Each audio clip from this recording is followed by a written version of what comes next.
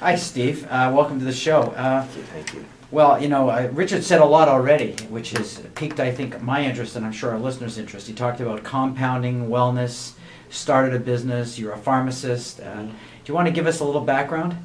Sure. Well, in 1987, my wife and I bought a place called Johnson Drug in Waltham. Prior to that, we both had worked as pharmacists for different people, and we had worked very, very hard, and there was a lot of things about what we did that we couldn't change, and so it sort of made us look to go do our own thing and become our own boss. So that's what we did, and we bought a place in Waltham that had been there since 1852 and had a great history, but it was really a dying business. It was run down. I liken it to a Building 19, which is actually out of business now too, but that's kind of what it looked like when we bought it.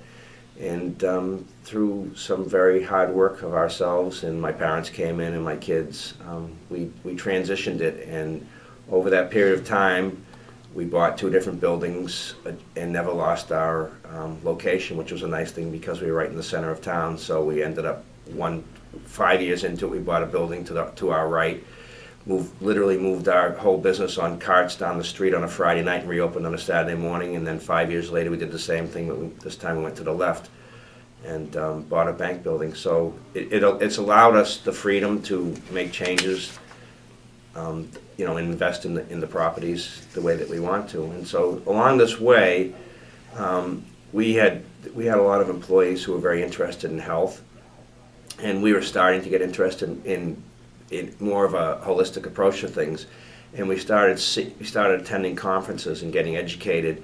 And I liken it to, we sort of tell people we went over to the other side, and we totally changed our philosophy from one of being people who dispense drugs to suppress symptoms for people to Based on a medical model. Exactly. A physiological medical model, right? Exactly. To feeling like there's a better way. Like I tell people, when you take Tylenol, it's not because your body has a deficiency of Tylenol when you have a headache. There's a reason why you have a headache, and when you take Tylenol, that's one example, you're suppressing that symptom, but you're not really changing the underlying cause.